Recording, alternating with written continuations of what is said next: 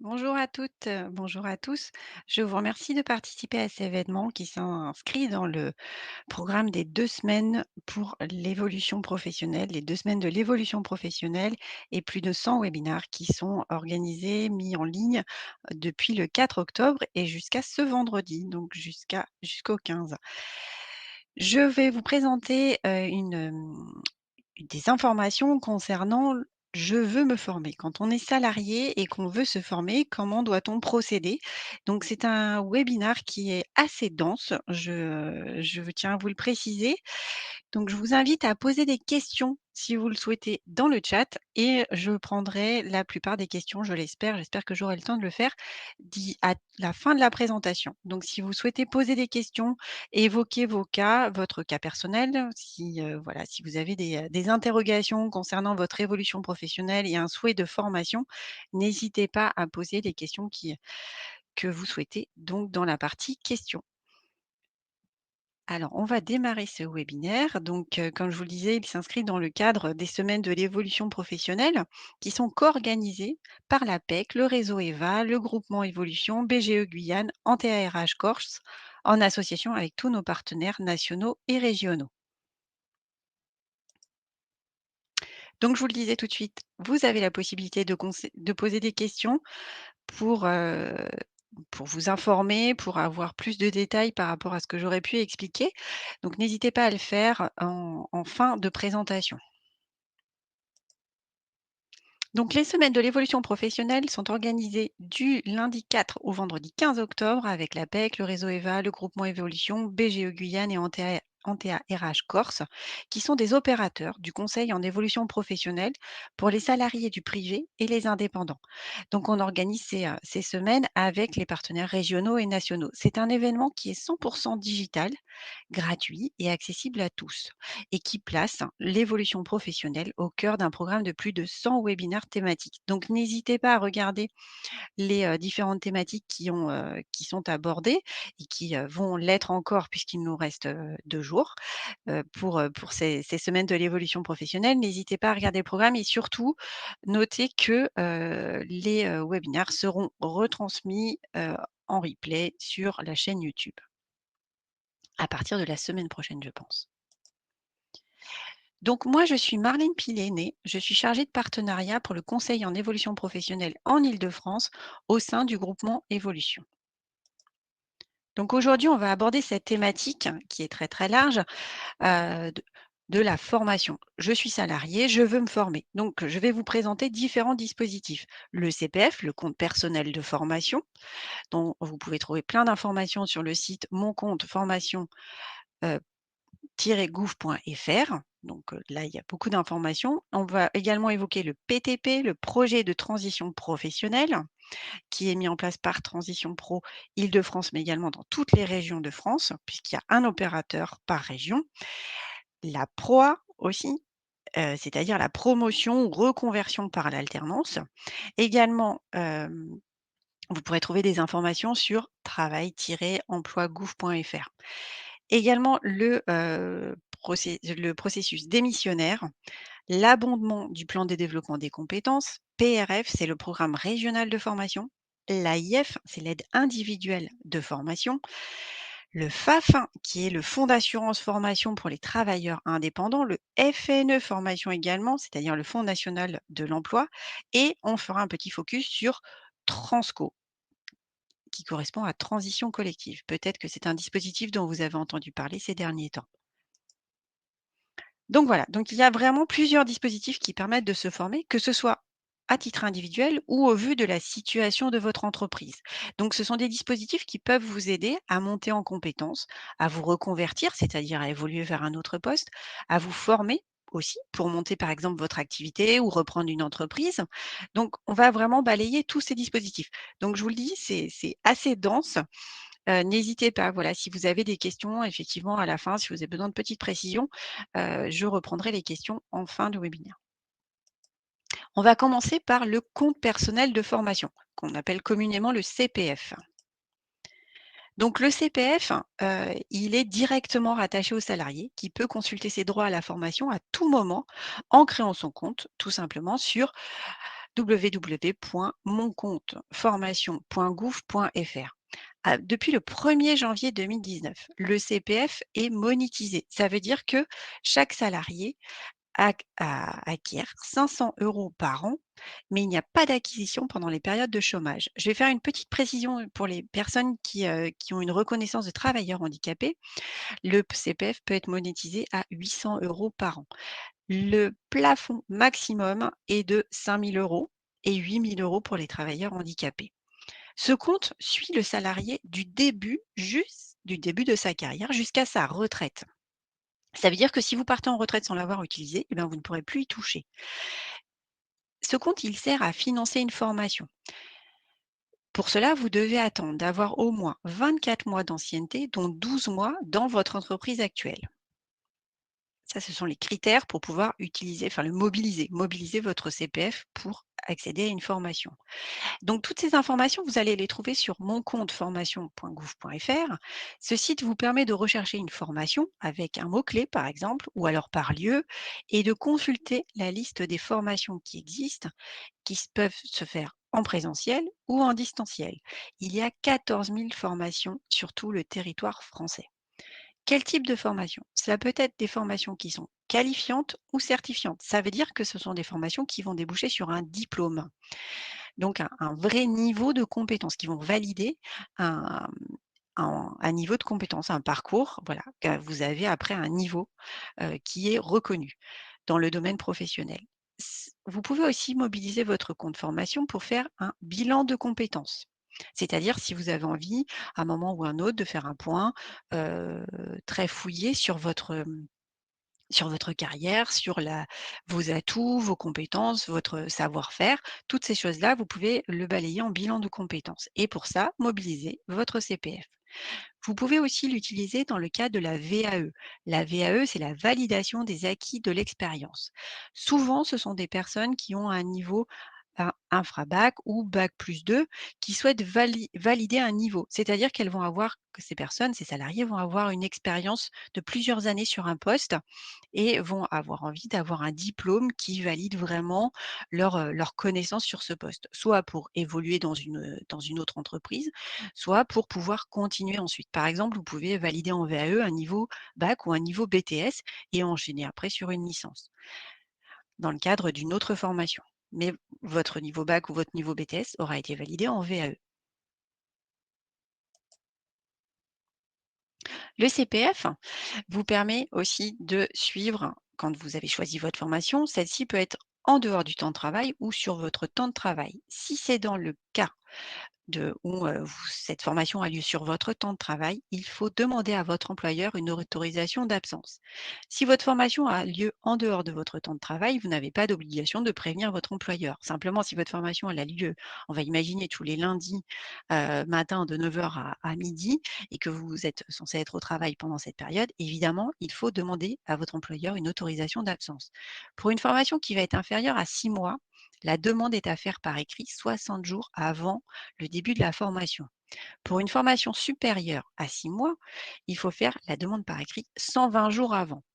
Dans certains cas, il y a des abondements supplémentaires qui peuvent être attribués sur le CPF. En effet, les salariés victimes d'un accident de travail ou qui ont une maladie professionnelle peuvent avoir une somme supplémentaire de 7 500 € qui va leur permettre de mettre en place une formation pour changer de métier, pour on peut dire se reclasser et voilà, avoir un poste qui corresponde davantage à leur situation. On va aborder maintenant le projet de transition professionnelle. Déjà, on va voir ce que c'est, en quoi cela consiste, qui peut en bénéficier, quelles sont les démarches à mettre en place, quelles sont les formations qui sont possibles dans le cadre de ce PTP et aussi quelles en sont les prises en charge financières. Donc le PTP, il est, mis en place, il remplace le congé individuel de formation, le CIF que peut-être vous connaissez et donc il remplace le CIF depuis le 1er janvier 2019. Ce PTP permet aux salariés de s'absenter de son poste pour suivre une formation, dans le but de se qualifier, d'évoluer ou de se reconvertir. On l'appelle aussi CPF de transition. Il est ouvert sous différentes conditions et accordé sur demande à l'employeur. Ça veut dire que vous devez demander à votre employeur la possibilité de mettre en place ce PTP. C'est également un dispositif de financement de formation. Si on veut changer de métier ou de profession, ce PTP permet de financer la formation certifiante du moment qu'à la suite, il y a une reconversion. Durant la formation, ce PTP permet de maintenir la rémunération, ce qui est intéressant évidemment pour le salarié. Ça veut dire que vous êtes en formation, mais vous continuez d'être rémunéré. Et ce, afin de mieux réussir votre projet de reconversion. Évidemment, pour cela, il faut mettre en place un dossier auprès de Transition Pro, auprès du Transition Pro de votre région. Donc, Transition Pro, c'est l'ancien FONGECIF. Donc il faut effectivement, ce sont eux qui mettent en place le financement, donc il faut, voilà, monter un dossier et pour pouvoir, mettre en place ce dispositif. Expliquer pourquoi est-ce que vous voulez faire une formation, l'objectif et cetera et bien montrer que, c'est indispensable pour la suite de votre parcours professionnel.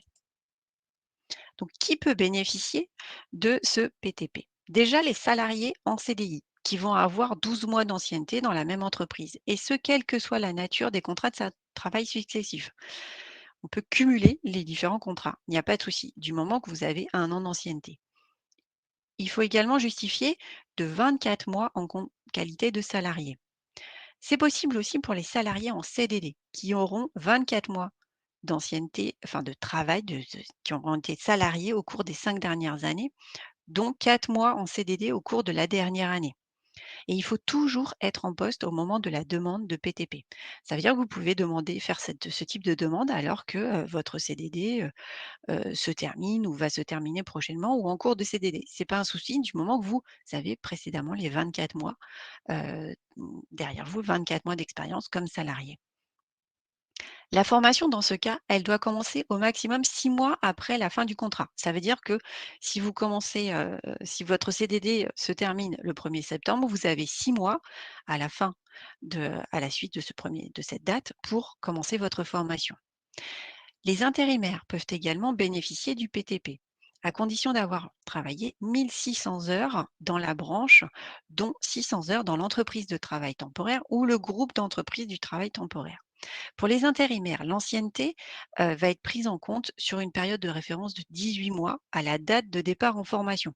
Donc ça veut dire que si par exemple votre formation démarre le 1er octobre, on va appliquer l'ancienneté 18 mois avant le 1er octobre. L'intérimaire elle peut également faire une demande de financement à Transition Pro au plus tard 4 mois après la fin du contrat de travail ou du contrat de mission. Et la formation doit débuter également au plus tard 6 mois après la fin du contrat. Pour les intermittents du spectacle, c'est également possible. Il faut justifier de 220 jours de travail ou cachets qui vont être répartis sur les 2 à 5 dernières années. L'ancienneté s'apprécie toujours à la date de départ en formation. Pour l'un des intermittents du spectacle, c'est pareil, il faut faire une demande de financement à Transition Pro au plus tard 4 mois après la fin du contrat ou de la mission. Et également, la formation doit débuter au plus tard 6 mois après cette date de fin. Alors, les démarches à effectuer pour réaliser, pour pouvoir bénéficier justement, d'un projet de transition professionnelle.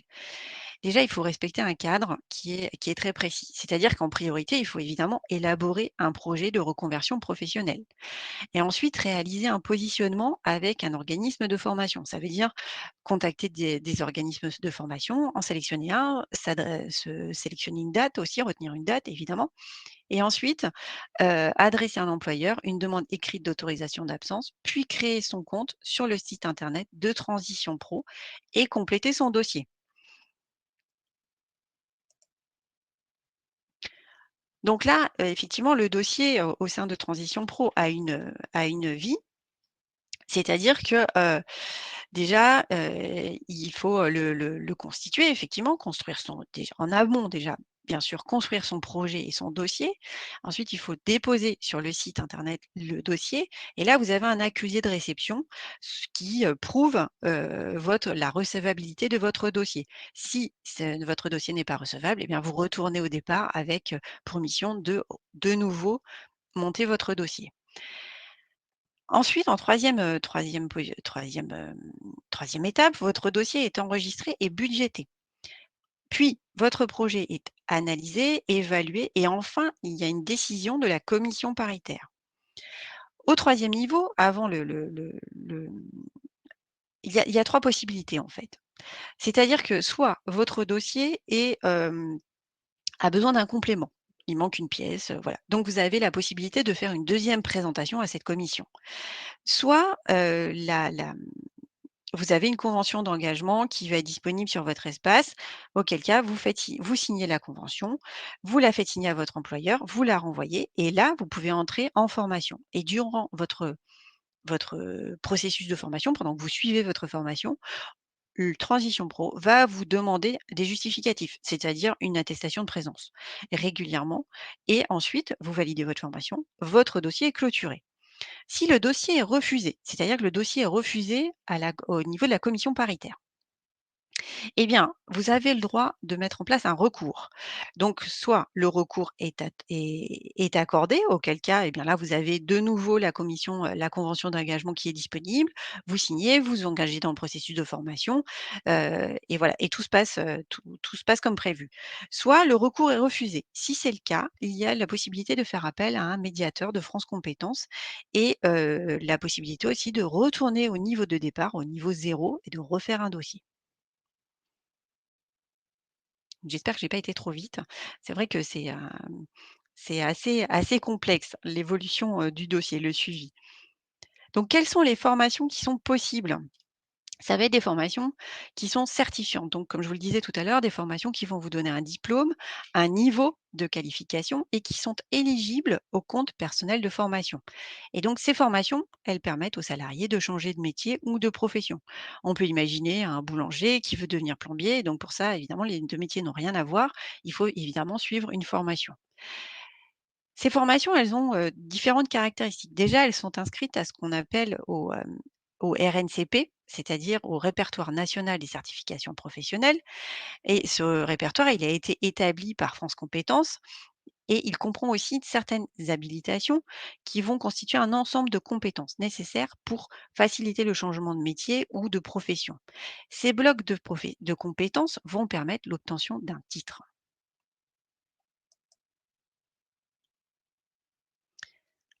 Alors, quelle est la prise en charge au niveau financier? Parce que c'est quand même, c'est ce qui est important aussi. Donc on peut avoir une part toute ou partie, des frais de formation et des frais liés à celle-ci qui vont être remboursés, qui vont être assurés par Transition Pro. Déjà les frais pédagogiques de formation. Alors ceux-là, ils sont plafonnés à 27,45 € de l'heure ou 18 000 € hors taxes pour, heu, pour l'année.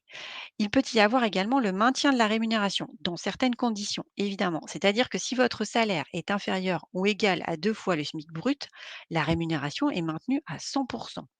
Si votre salaire est supérieur à 2 SMIC bruts, la rémunération est plafonnée entre 90 et 100 pour les formations qui sont sur un an. Dans tous les cas, notez bien que Transition Pro mobilise automatiquement votre compte CPF. Ça veut dire que si, on va imaginer, votre formation coûte 18 000 € et bien et que vous avez 2 000 € sur votre compte CPF, on va prendre les 2 000 € sur votre compte CPF et puis assurer la différence, les 16 000, prendre en charge les 16 000 restants. Mais on va effectivement prendre votre compte, sur votre compte CPF. Je vais faire une petite parenthèse sur le compte CPF.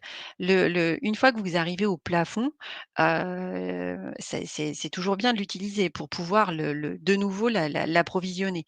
L'objectif, c'est pas une petite cagnotte. Le CPF, c'est pas un un placement, il n'y a pas d'intérêt, enfin voilà. Une fois que vous avez atteint le plafond, voilà, n'hésitez pas à l'utiliser pour effectivement vous former. Il y a énormément de formations. Je vous dis, il y en a 14 000 qui sont disponibles auxquelles vous pouvez avoir accès. Les formations, ça peut être de tout type, hein. C'est aussi, ça concerne aussi le permis de conduire. Ça peut être, voilà, des cours de langue, ça peut être, sous forme de cours du soir, peu importe. N'hésitez pas, effectivement à l'utiliser. On va aborder maintenant le dispositif démissionnaire, voir dans quel projet il peut se mettre en place, quelles en sont les conditions d'éligibilité et aussi les modalités d'accompagnement sur ce dispositif. Également, les conditions de financement des projets de formation et dans quel cas est-ce qu'on peut l'utiliser pour créer ou reprendre une entreprise. Alors, il y a différents projets, il y en a 2 qui sont, éligibles au dispositif démissionnaire. C'est aussi Transition Pro qui est en charge de la vérification des dossiers et de leur soumission devant une commission paritaire interrégionale qu'on appelle CPIR. Donc il y a 2 types de projets, soit une reconversion professionnelle qui va nécessiter le suivi d'une formation ou alors la création ou la reprise d'une entreprise. Donc ça ce sont les 2 cas de figure, je dirais, dans lesquels, le processus, démissionnaire peut intervenir. Ce dispositif, il s'adresse aux salariés démissionnaires. C'est-à-dire qu'il va permettre aux personnes qui sont en activité, qui veulent changer de métier ou créer et reprendre une entreprise, de créer leur projet tout en étant indemnisées par Pôle emploi. C'est-à-dire qu'elles sont accompagnées aussi financièrement dans, la mise en place de leur projet. Alors attention, surtout, surtout, ne démissionnez pas avant d'avoir contacté un conseiller en évolution professionnelle. C'est obligatoire dans la mise en place de ce dispositif. Ça veut dire que si vous démissionnez de votre poste sans avoir démarré un conseil en évolution professionnelle, un accompagnement en conseil en évolution professionnelle, vous ne pourrez pas intégrer ce dispositif. Donc c'est vrai, c'est obligatoire. Je vais vous expliquer un petit peu plus tard ce qu'est dans les détails le conseil en évolution professionnelle et qui peut vous accompagner sur l'ensemble de ces dispositifs. Donc, ce dispositif démissionnaire, il y a aussi un processus à respecter. Un ordre, et un certain délai, évidemment, avant de démissionner. Déjà, il faut être salarié et également être en CDI, que ça soit à temps complet ou à temps partiel. Il faut également avoir travaillé 1 300 jours en continu au cours des 60 derniers mois, soit 5 ans consécutifs chez une ou plusieurs entreprises sans interruption et également évidemment présenter un projet de reconversion qui soit bien préparé, carré et reconnu comme étant sérieux et réalisable. Donc là, on va mobiliser 3 acteurs dans ce dispositif. Déjà, l'opérateur conseil en évolution professionnelle. Le rôle du conseiller en évolution professionnelle, c'est d'accompagner tous les salariés qui vont vouloir recourir à ce dispositif, et ce en vérifiant d'abord leur éligibilité.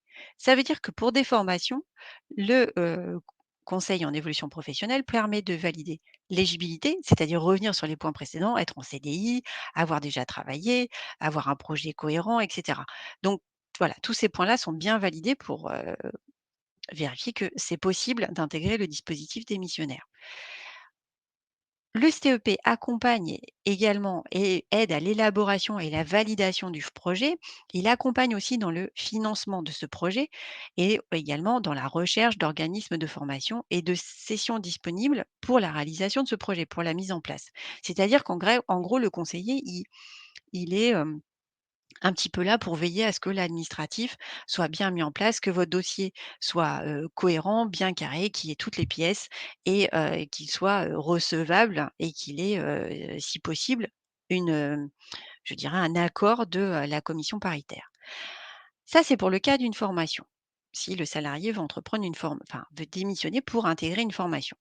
Dans le cas de la création ou d'une reprise d'entreprise, là, on va valider que le projet de création ou de reprise a bien été travaillé avec différents partenaires. Un expert comptable, les boutiques de gestion, les chambres consulaires, le pass création, BPI. Tous ces acteurs-là, sont, à disposition pour accompagner le salarié. On v Le CEP accompagne également sur le plan de financement sur 3 ans et sur une étude de marché. Il aide aussi pour se rapprocher d'organismes bancaires, selon le montant des investissements, le besoin en fonds de roulement, etc. Et en dernier lieu, il va élaborer une attestation qui va faire partie du dossier à remettre à Transition Pro pour le passage devant la commission de validation. Donc, c'est en ça que j'insiste vraiment sur s'il n'y a pas cette pièce, c'est pas possible d'intégrer le dispositif démissionnaire. D'où l'obligation de passer par un conseil en évolution professionnelle avant de démissionner. En deuxième lieu, il y a Transition Pro qui va examiner, attester le caractère réel, sérieux du projet et émettre un avis suivant différents critères. Déjà, le projet professionnel, on va s'interroger sur, Transition Pro va s'interroger sur la nature du projet. Est-ce que, il est bien cohérent? Est-ce qu'il répond à des demandes aussi? Est-ce que, vraiment, ce projet est viable?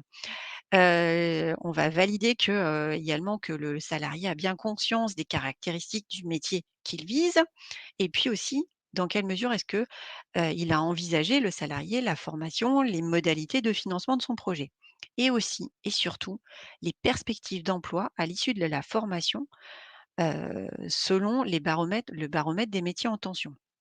Donc pour chaque région, sachez-le, il y a une liste de métiers en tension. Donc c'est vrai que, se diriger, dire enfin voilà, à faire une reconversion vers un métier en tension, dans sa région, c'est valorisé dans le cas de la mise en place d'un dispositif démissionnaire ou d'un projet de transition, professionnelle. 3e acteur et non des moindres, c'est Pôle emploi. Je dis non des moindres parce qu'il intervient au niveau du financement, ce qui est quand même très, très important quand on envisage de démissionner, faire une formation. Donc là, vraiment le côté financier ne peut pas être mis de côté. Donc c'est Pôle emploi qui va définir l'allocation chômage, le montant, voilà, c'est la RE. Est-ce qu'effectivement le projet, est-ce que c'est possible? Est-ce qu'on accompagne ce porteur de projet financièrement? Et il va verser les indemnités correspondantes après avoir vérifié l'éligibilité du bénéficiaire. Donc vous voyez, 3 acteurs qui se mettent autour de la table pour la mise en place du projet du salarié. On a également le CTP, le congé de transition professionnelle. Donc on va voir les financements, et également faire un petit focus sur Vivea, le fonds pour la formation des entrepreneurs du vivant. Le congé de transition professionnelle, il permet aux salariés de financer une formation qualifiante pour soit évoluer dans sa carrière ou changer de métier. Alors c'est un vrai soutien évidemment pour ceux qui veulent réaliser une reconversion professionnelle.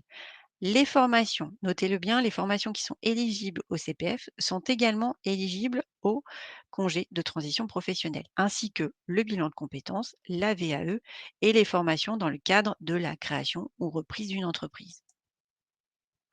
Donc, quels sont les autres financements qui existent pour les différentes catégories de salariés? Déjà, il y a le Fonds d'assurance formation, le FAF, qui s'adresse aux chefs d'entreprise, auto-entrepreneurs, commerçants, artisans et autres professionnels libéraux. Le CPF est désormais accessible pour eux. Donc, il est possible de faire les demandes sur le site Mon compte formation, comme les salariés. En pratique, l'alimentation de ce CPF a dû commencer en 2020, suivant les informations transmises par votre fonds d'assurance formation. Le fonds d'assurance formation prend toujours part au financement de votre formation. Et évidemment, vous pourrez y faire appel si votre CPF ne couvre pas tous vos frais pédagogiques. On a également AGFIS, qui est l'association de gestion et du financement de la formation des chefs d'entreprise. Donc l'AGFIS, ça s'adresse uniquement aux dirigeants ou à leurs conjoints collaborateurs et à leurs collaborateurs, pardon, des entreprises industrielles, commerciales et services qui sont immatriculés au registre du commerce et des sociétés. Il y a également le fonds d'assurance formation des chefs d'entreprise artisanales, le FAFCA, qui concerne les entreprises artisanales immatriculées au répertoire des métiers et qui permet aux artisans de solliciter un financement dans les 3 mois qui précèdent leur formation, au titre de dirigeants non salariés ou alors de conjoints collaborateurs ou conjoints associés ou d'auxiliaires familiales. Le FAF-PM, le Fonds d'assurance formation de la profession médicale. Les médecins libéraux ou les conjoints de ces médecins peuvent s'adresser au FAF-PM. Il faut uniquement faire la demande au plus tard, dans les 30 jours qui suivent l'entrée en formation. On a également le fonds interprofessionnel, donc le fonds interprofessionnel de profession des professionnels libéraux, qui concerne tous les professionnels libéraux non inscrits au répertoire des métiers, sauf les médecins. Et pour cela, il faut faire la demande dans les 10 jours qui suivent l'entrée en formation, en tant que dirigeant non salarié ou conjoint collaborateur. Donc, on a encore d'autres sources de financement, à savoir l'AFDAS, par exemple, qui est le fonds d'assurance de formation pour les secteurs de la culture, de la communication et des loisirs. Alors l'AFDAS, il va financer les formations des artistes, auteurs qui vont être affiliés à la Maison des artistes ou à l'AGESA. Ça veut dire les écrivains, les scénaristes audiovisuels, les chorégraphes, metteurs en scène, les photographes. Et là, la demande de financement doit parvenir dans les 3 semaines précédant la formation. Il existe également le service pêche, culture marine et coopération maritime d'Ocapiat. Et ça existe depuis, disons que depuis le 20 décembre 2019, c'est l'OPCO, c'est l'opérateur de compétences Ocapia, qui gère le FAF des conchiliculteurs et autres chefs d'entreprise de culture marine, qui compte moins de 11 salariés. Ocapia a en effet absorbé l'ancienne section professionnelle paritaire pêche-culture, culture marine de l'AGFOS PME.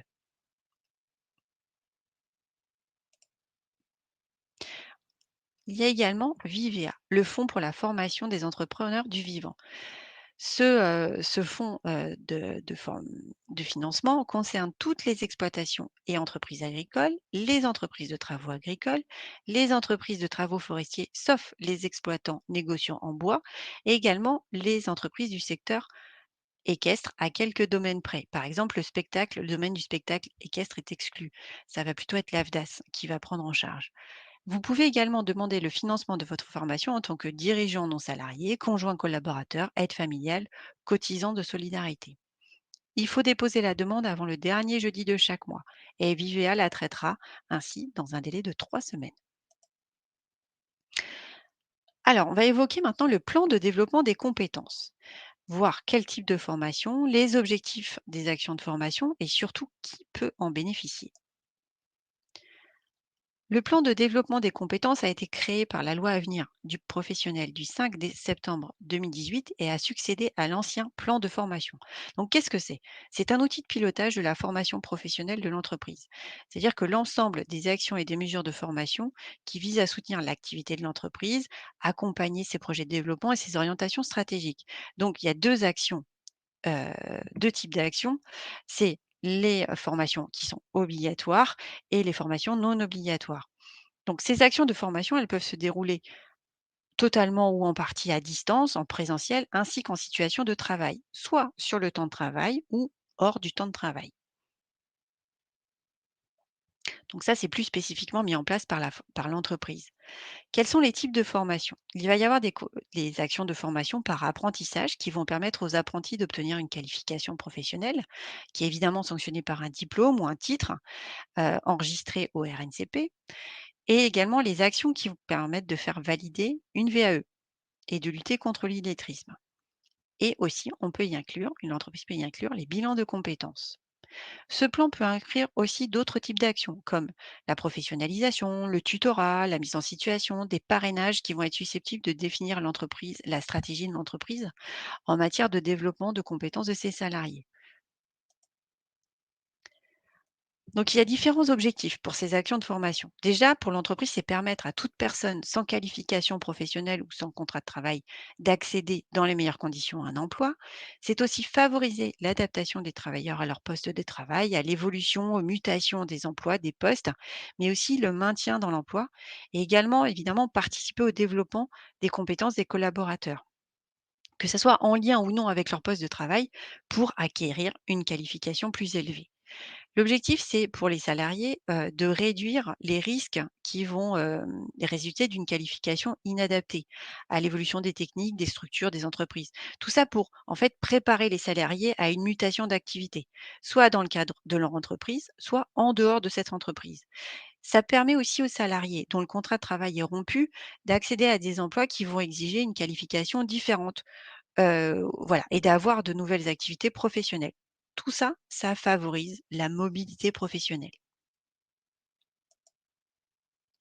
Donc qui en peut en bénéficier? Eh bien, tous les salariés de l'entreprise, quelle que soit la taille de l'entreprise, avec l'accord du CSE pour les entreprises de plus de 50 salariés et quelle que soit la forme du contrat de travail, c'est-à-dire les CDD, CDI, intérimaires, et ça inclut les salariés en contrat d'apprentissage, en contrat de professionnalisation, à partir du moment où l'objectif est distinct de celui visé par la formation prévue au contrat. Ça veut dire que c'est en plus de la formation qui est visée, qui, qui est mise en place dans le cadre du contrat d'apprentissage et du contrat de professionnalisation. C'est vrai que c'est quelque chose qui peut se déclencher en cours de contrat, que l'entreprise n'aura pas forcément anticipé au moment de la signature du contrat d'apprentissage et du contrat de professionnalisation, mais elle va décider d'accompagner son apprenti sur cette évolution. C'est un plus. On a également la promotion par alternance, la PROA. Donc, on va voir ce que c'est, à qui ça s'adresse, comment ça se passe, quel est l'impact sur le contrat de travail du salarié, quelle est la prise en charge de la reconversion ou promotion par alternance, comment est-ce qu'on peut faire sa demande de reconversion ou promotion par alternance, et on va faire un petit focus sur l'aide individuelle à la formation, AIF, et qui peut bénéficier de l'AIF. Donc, qu'est-ce que la promotion par alternance? La Pro A. C'est un dispositif qui va permettre de redynamiser les modalités de formation ouvertes aux salariés. Dans le cadre du plan de relance de l'activité, le gouvernement a renforcé les crédits qui vont permettre de financer la mobilisation de ce dispositif. Ça s'inscrit complètement dans le plan de développement des compétences de l'entreprise et du CPF. Donc, elle peut être mise en œuvre à l'initiative du salarié ou de l'entreprise, et le dispositif donc PROA, promotion par alternance, peut être mobilisé dans une optique d'évolution, de promotion professionnelle ou de reconversion. Donc pour les salariés, ça leur permet pour ceux dont la qualification est insuffisante au regard de l'évolution des technologies ou de l'organisation du travail, ça peut favoriser une évolution, une promotion professionnelle et également leur maintien dans l'emploi.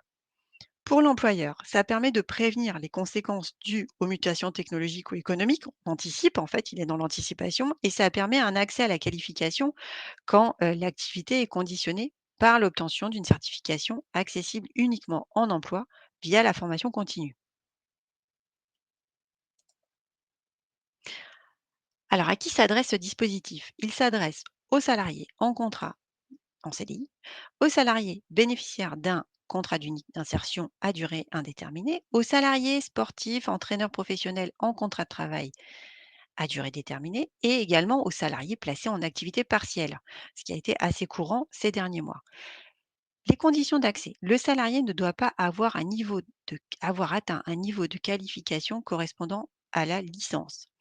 La liste des certifications professionnelles éligibles à la PROA est définie par un accord collectif de branche étendu. Ça peut être, l'extension de cet accord est obligatoire pour la mise en œuvre de la PROA, et elle est subordonnée au respect des critères de forte mutation de l'activité et le risque d'obsolescence des compétences. Ça veut dire que heu, ça s'inscrit vraiment dans une dynamique, dans un contexte particulier. Comment ça se déroule? Alors, elle repose, la formation qui est organisée au titre de la PROA sur des actions de formation ou des actions qui vont permettre de valider les acquis de l'expérience. Donc ça, c'est une formation plus théorique. Et il y a également des activités professionnelles en entreprise en lien avec la formation suivie. Donc là, c'est vraiment de la formation pratique. Ce dispositif, il s'étend sur une durée entre 6 et 12 mois. Les actions de formation ou les actions permettent de faire valider des acquis d'expérience. Donc, ça peut se passer pendant le temps de travail, avec maintien de la rémunération, en dehors du temps de travail, avec l'accord écrit du salarié et sans dépasser une limite fixée par accord collectif d'entreprise ou de branche, ou à défaut d'un tel accord, sans dépasser 30 heures par salarié et par an.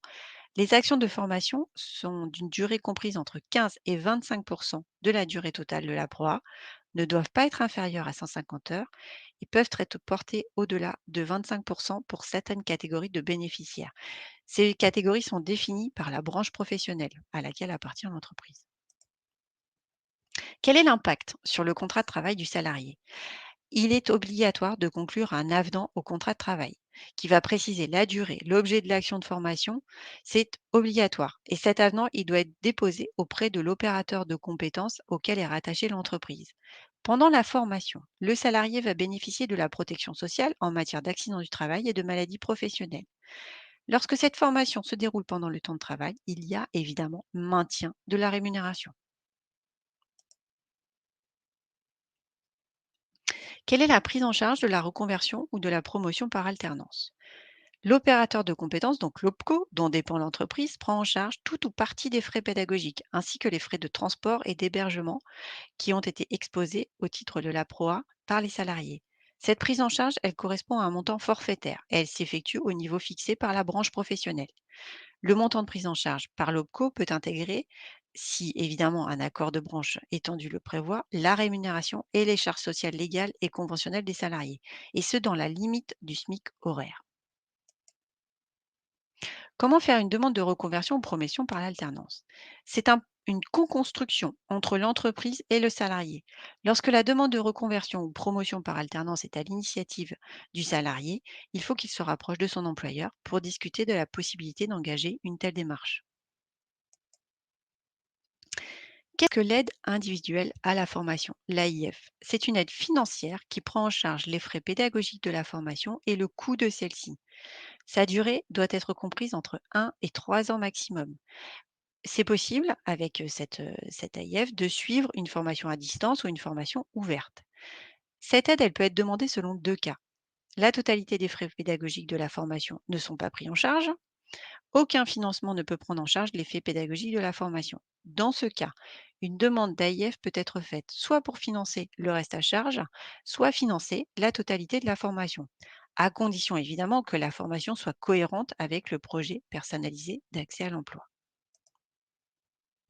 Qui peut en bénéficier? Le demandeur d'emploi, inscrit à Pôle emploi, qu'il soit indemnisé ou non, il peut bénéficier de l'AIF. Et également toute personne en accompagnement, en contrat de reclassement professionnel, en contrat de transition professionnelle ou en contrat de sécurisation professionnelle. On va faire un petit point sur le FNE formation. C'est un dispositif qui est pour les salariés placés en activité partielle ou en activité de longue durée. Donc le FNE formation, c'est le Fonds national pour l'emploi. Toutes les entreprises sont éligibles, y compris les associations. Les entreprises en situation de PSE, RCC s'en sont exclues. Les entreprises en difficulté, en activité partielle de longue durée sont concernées du moment que l'accord est validé. Comment est-ce que ça se met en place? Il faut contacter l'OPCO pour préparer la demande et ensuite constituer un dossier qui va présenter l'action destinée aux salariés. Donc là, c'est l'entreprise qui met ça en place, avec un dossier qui va reprendre l'intitulé, l'objectif, le contenu, la durée, voilà, combien de temps ça va durer, la période de réalisation, les modalités de déroulement, le coût. Quel type d'actions peuvent être mis en place dans ce cadre-là, dans le cadre du FNE formation? On peut avoir un parcours de formation avec un développement des compétences, de l'employabilité. Également un bilan de compétences ou une valorisation des acquis de l'expérience. Ça a une durée maximale de 12 mois et la formation peut avoir lieu sur le temps de travail ou hors du temps de travail. Quelle prise en charge? C'est l'État qui prend en charge une partie des coûts pédagogiques du projet de formation. Pour les entreprises en difficulté suite au Covid, la mobilisation des OPCO euh, peut permettre une prise en charge de tout ou partie des salaires, et ce pour les entreprises de moins de 50 salariés. Pour les formations en interne, il y a une prise en charge du salaire du formateur. Le montant de l'aide est variable en fonction de la taille et de la situation de l'entreprise. C'est-à-dire la situation qui va avoir l'entreprise qui va avoir placé des salariés en activité partielle ou en activité partielle de longue durée. Et cette prise en charge, l'aide peut aller de 40 à 100. Donc dans tous ces dispositifs, il peut y avoir une action du conseil en évolution professionnelle. Donc qu'est-ce que le conseil en évolution professionnelle? Déjà, c'est un processus d'appui pour tous les salariés indépendants qui souhaitent faire un point sur leur situation professionnelle et éventuellement formaliser, mettre en œuvre une stratégie qui va viser leur évolution. Ce conseil, il est gratuit, totalement gratuit. Ça veut dire que pour le mettre en place, pour avoir bénéficié de cet accompagnement, on ne vous demande pas d'argent, on ne touche pas à votre CPF non plus. Ce conseil en évolution professionnelle, il est confidentiel, c'est-à-dire que ce qui se dit entre le conseiller professionnel et le salarié qui en bénéficie est totalement reste entre eux. Il n'y a pas, voilà, c'est vraiment, c'est secret.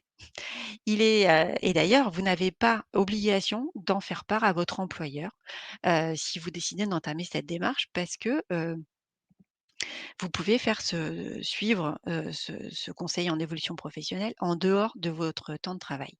Donc il n'y a pas d'obligation d'en faire part à votre employeur.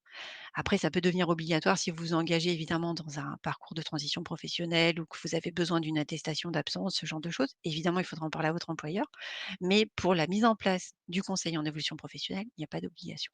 Le conseil en évolution professionnelle, c'est également, un gage de neutralité. Ça veut dire qu'on ne juge pas le projet des salariés C'est un service qui est également accessible. Il y a plusieurs agences dans toutes les régions de France. Il peut être à votre choix, à proximité de votre domicile ou à proximité de votre lieu de travail. Et c'est également impartial. Ça veut dire que, il y a une équité, tout le monde est accueilli de la même façon et tous les salariés est accompagnés et bénéficient de la même qualité de conseil et d'accès aux informations. À qui s'adresse-t-il? Alors pour les salariés, et indépendants, du mes salariés du secteur privé et les indépendants, quel que soit leur statut, ou leur, temps de travail, c'est le groupement Évolution, le réseau EVA, Antea RH en Corse, Axis pour la Martinique, BGE pour la Guyane et Mon CEP pour la Réunion qui vont accompagner les salariés. L'APEC va accompagner les cadres, les demandeurs d'emploi seront accompagnés par Pôle emploi. Pour les moins de 26 ans, ce sont les missions locales et pour les, personnes qui ont une reconnaissance travailleur handicapé ou dont le handicap serait un frein par rapport à la mise en place de leur nouveau projet professionnel, c'est le Cap emploi qui met en place le conseil en évolution professionnelle. Donc c'est un service qui est en 3 niveaux. Déjà, il y a un premier niveau, d'aiguillage. Pendant un premier rendez-vous, on présente le conseiller en évolution professionnelle. On vérifie que le salarié est éligible, au service. Ensuite, on fait un état des lieux avec un point de la situation. On voit avec le salarié quels sont ses besoins. On va ensuite mettre en place, enfin, travailler sur le projet professionnel avec un appui à la formalisation du projet. Comment, où est-ce que le salarié en est de son projet? Qu'est-ce qu'il lui reste à faire? Et tout ça, ça débouche sur la mise en place d'un plan d'action. C'est-à-dire qu'on va, prendre un calendrier voir avec le salarié ce qu'il doit faire comme démarche, administrative, par exemple, pour mener à bien son projet. Et ensuite, pour terminer, il y a un appui à la mise en œuvre du projet et la gestion des aléas. Oui, parce qu'il peut y avoir des aléas dans la mise en place d'un projet, des imprévus. Donc, voilà, vous êtes accompagné aussi dans, ces imprévus. Vraiment, de façon générale, c'est une analyse partagée de la situation, qui va permettre de choisir les services qui seront le plus utiles aux salariés pour mener à bien son projet. Donc une fois que je vous ai dit tout ça, et que vous avez envie d'en savoir un petit peu plus et de voir ce qui pourrait, vous concerner par rapport à votre projet ou les interrogations que vous pouvez avoir, je vous invite à prendre rendez-vous pour, rencontrer, votre conseiller en évolution professionnelle sur le site www.mon-cep.org. Vous verrez, c'est très facile, et il y a forcément une agence à côté de votre domicile ou de votre lieu de travail. Je vous remercie pour votre écoute. J'ai encore quelques minutes. Je vais prendre quelques questions, si vous le voulez bien. Alors,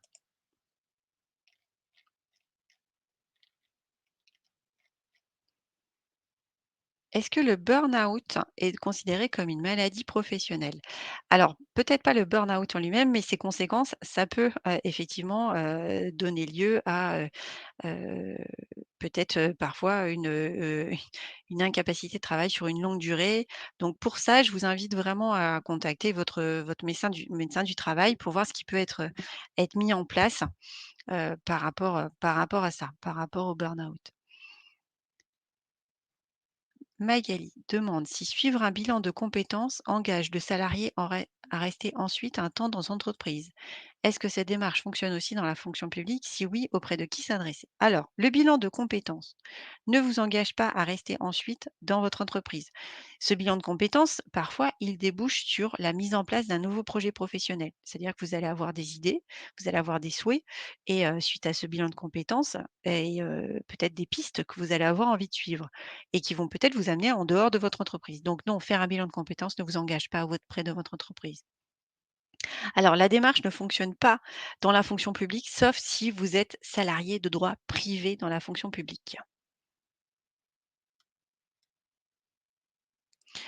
Hugo, je peux choisir la formation que je souhaite pour un financement en PTP. Alors, oui, vous pouvez choisir la formation que vous souhaitez du moment qu'elle répond à certains critères, c'est-à-dire qu'elle doit être inscrite au RNCP, et et c'est mieux si elle répond à un besoin par rapport au métier en tension dans votre secteur, dans votre région. Mais ce n'est pas une obligation. Ça veut dire que si vous arrivez avec un projet qui est clairement défini, qui ne va pas forcément être sur un secteur porteur, c'est pas pour ça que la commission va refuser votre projet. C et voilà, c'est vous aurez un peu moins de points au niveau du barème, mais votre projet peut tout à fait être recevable. Par exemple, on va imaginer, que, vous souhaitez reprendre, le une entreprise qui est dans votre, on va dire un primeur par exemple, qui est dans votre rue et qui fonctionne très, très bien, qui n'a quasiment pas de concurrence et cetera, pourquoi pas? Alors Émilie, est-ce que dans la fonction publique ça existe le PTP? C'est possible seulement si vous êtes salarié de droit privé. Karine, si on est en CDI et qu'on démissionne après la demande, est-ce que c'est OK quand même? Avec un début de formation dans les 6 mois suivant la fin du contrat. Alors, si on se démissionne après la demande. Alors je vais vous répondre par rapport à ce que je comprends. Heu, il faut forcément contacter le conseil en évolution professionnelle à partir du moment où vous désirez vous engager dans un processus de démission. Surtout si vous n'avez pas de poste après. Si vous n'avez pas une promesse d'embauche pour enchaîner sur un autre emploi. Heu, Parce que c'est obligatoire dans le processus de mise en place.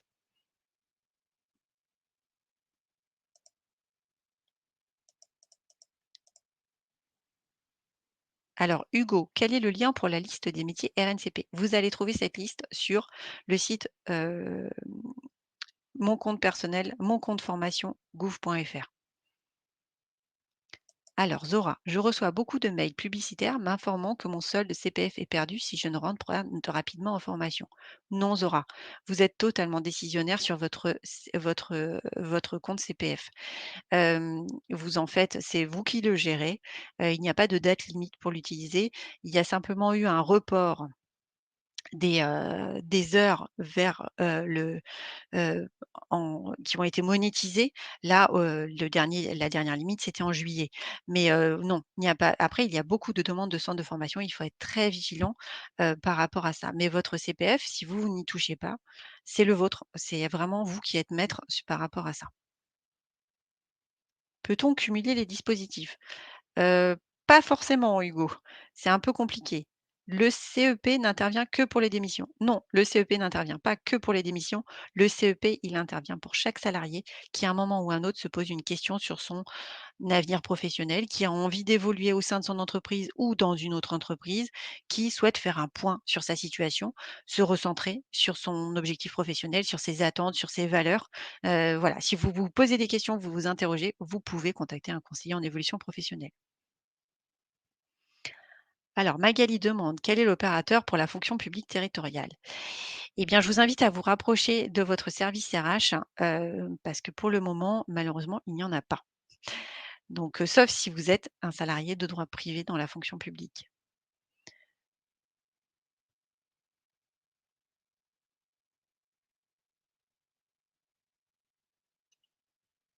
Si on est salarié et auto-entrepreneur, peut-on cumuler les financements? Je ne pense pas.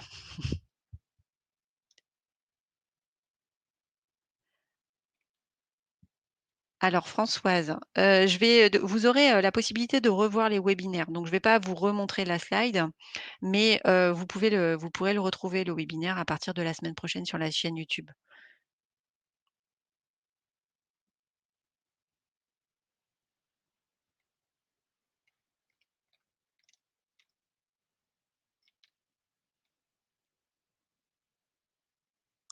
Alors je regarde un petit peu au niveau des questions, j'essaye de voir lesquelles auxquelles je n'ai pas répondu du tout.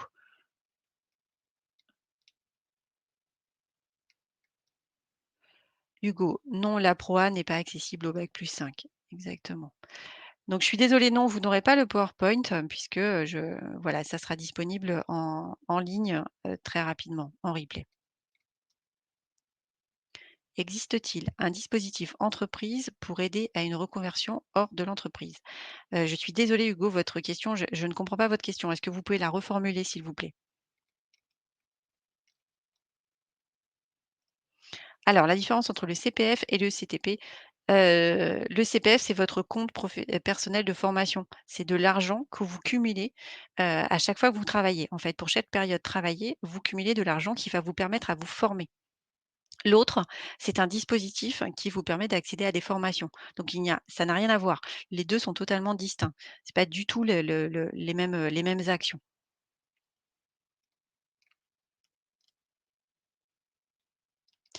Françoise, existe-t-il des financements spécifiques pour les seniors via Pôle emploi, s'il vous plaît? Non, les dispositifs que je vous ai présentés s'adressent, bon voilà, il y a des critères d'éligibilité effectivement par rapport au niveau, souvent au niveau d'études, mais il n'y a pas forcément de critères d'âge et on peut utiliser, notez-le, hein, le conseil en évolution professionnelle, ça peut être à n'importe quel âge. On peut faire un conseil en évolution professionnelle quand on a 30 ans et parce qu'on veut changer de métier et on peut en faire un nouveau à 40 ans parce qu'on a envie de créer son entreprise. C'est tout à fait possible. Donc non, il n'y a pas de limite. La seule limite pour l'utiliser, c'est effectivement de partir à la retraite.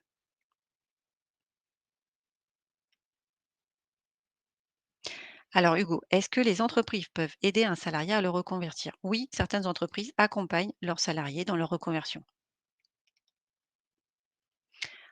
Alors Eva, je suis au chômage, indemnisée par Pôle emploi. De quelle formation certifiante puis-je bénéficier? Quel financement? Eva, je vous invite à contacter votre conseiller Pôle emploi pour pouvoir faire un point avec lui par rapport à tout ça. Là, c'est très très vaste. Je peux pas, je ne vais pas avoir le temps de vous répondre en détail.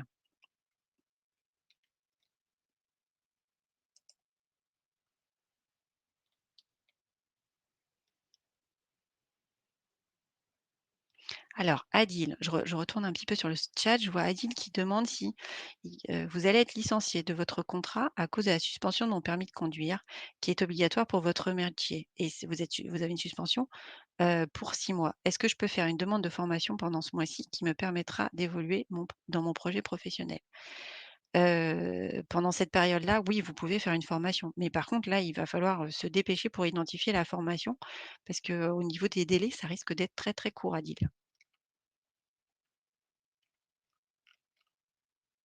Je prends peut-être une dernière question. Non, il n'y a plus de questions?